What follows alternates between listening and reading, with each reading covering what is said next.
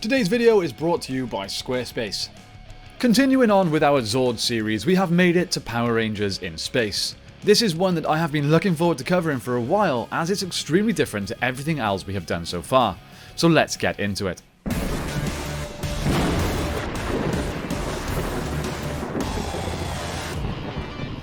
Guys, before I get into the details of the In Space Zords, I want to tell you about a new project my team and I have been working on. It may appeal to some of you and not to others, but we have teamed up with our buddy Brandon from the US to put together a Star Trek channel. If you're familiar with the content style here and enjoy it, and you're a Star Trek fan, you're definitely going to love Federation Outpost 111. I'll leave a link in the description, so please check that out and consider subscribing. It would mean a lot. Thanks everyone. So, like I said, the In Space Megazord is extremely unique when compared to previous renditions. The main reason being, each Ranger on the In Space team is not assigned their own individual Zord that combine to form a Megazord. Instead, it's the ship that they travel through space on that would become the weapon. So to understand the Megazord, we must first study the Astro Mega ship and the Astro Mega Shuttle. So the Astro Mega ship was a large spaceship which was made up of 6 decks with 16 livable rooms, machines that could create food called synthotrons, and a hangar filled with gadgets and weapons. It was controlled by a sentient AI called Decker. The Astro Mega ship was capable of travelling faster than the speed of light, allowing it to voyage between solar systems. Sounds very Star Trek. From the bridge, the crew could operate the entire ship. The ship's steering controls, sensors, weapon systems, communications equipment, as well as Decker were all accessed from here. The bridge was located on Mega Deck 1, along the front part of the Astro Mega ship. The Simu deck, located on Mega Deck 5, was the training room. The advanced holographic and robotic technologies in the Simu deck allow the Rangers to practice their skills in a realistic yet safe environment. The Simu deck could be programmed to display any type of location and can also create automated opponents for Rangers to fight. Again, clearly a straight-up rip-off of Star Trek, which used a holodeck, but it can be forgiven seeing as this show was released at the height of Star Trek's popularity.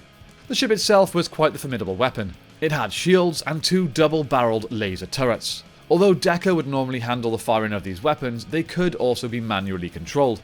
The bottom of the ship also had 2 ion cannons. So where did this ship come from?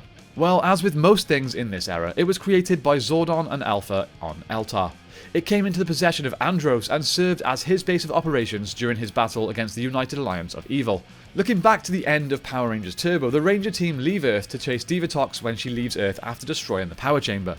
The team leave on the Mega Shuttle from Nasada. Now, it's Decker that picked up the shuttle when it was drifting through space. This led to Andros meeting up with the Turbo Rangers for the first time. He initially wanted nothing to do with these Rangers. It was only after they are captured by Astronomer that he agrees to team up with them, giving to them the other in-space powers. It's not long after this that Alpha reconfigures the Mega Shuttle to be able to combine with the Astro Mega ship. With that being said, let's take a look at the Mega Shuttle. It was originally built for astronauts to search for new planets. Like I said, the Rangers use it to get to space, which ended up coming into contact with the Mega ship. During the first few episodes, the shuttle is used to ferry the Rangers back and forth from the Astro Mega ship to Earth. Astronomer notices that without the shuttle, the Astro Megazord cannot complete its transformation, prompting multiple attempts to destroy the shuttle. Okay, with those briefly covered, let's talk about the reason you are all here, the Astro Megazord. The transformation was pretty simple.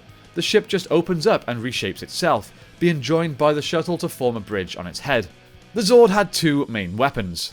The Astro Megazord Saber, usually formed out of energy in the Megazord's hand, and the Astro Megazord Shield, typically attached to the underside of the Megaship when not in use. The Astro Megazord Saber had multiple attacks. First, it could be charged with energy and could be used to deliver any number of powered-up slashes to the enemy. They could launch the Astro Megazord Saber into a monster and energize it, completely obliterating them. The Astro Megazord also had 2 finishing type moves, which were never really given a name. The most common one was energizing the Astro Megazord Saber with yellow pixelated energy before unleashing a devastating energy slash. The less commonly used finisher involved charging up the Astro Megazord blaster to maximum power and unleashing a devastating spiral blast out of its barrel strong enough to obliterate any monsters that stood before it. So what actually happens to this megaship? Well, after a battle with Red Ecliptor, it's damaged pretty badly. It remains operational but is never used in battle again. After Zordon is destroyed and the United Alliance of Evil is wiped out, the Astro Megaship is used to go to KO-35 for a celebration, and then it returns to Earth. As it's no longer needed, the Rangers abandon the ship and leave their morphers in its vaults. However, a year later, the Megaship has been turned into a museum with Alpha 6 as the curator, and is overseen by Damon Henderson. Before long, it is launched with the new space station TerraVenture. Then a new team, after escaping Miranoi with the Quasar Sabres and becoming the Galaxy Rangers, use the Megaship as their base of operations, but to be honest, it's very rarely used. And that's pretty much it for the In Space Zords, or in this case, Megaship. I really hope you enjoyed this one and are looking forward to finding out about the Zords from the next few seasons. Before we go guys, I would like to tell you about today's sponsor. Squarespace is the all-in-one platform for you to build your brand and grow your business online. It can be used to create stunning websites and personalize it for your own needs. Engage with your audience, sell your products, your content, or even your time. The possibilities are limited only by your imagination. It's so easy to use. You can use the custom templates to get started with your site and customize it then to fit your requirements. You can even browse different categories to find the ideal starting point. If you're like me and you're a video content creator, it's an easy way to host content. You can embed videos from third-party hosts directly to your site, or you can upload your video library to Squarespace and even sell access to your content. Finally, and this one is always very important to me, the analytics tools are priceless.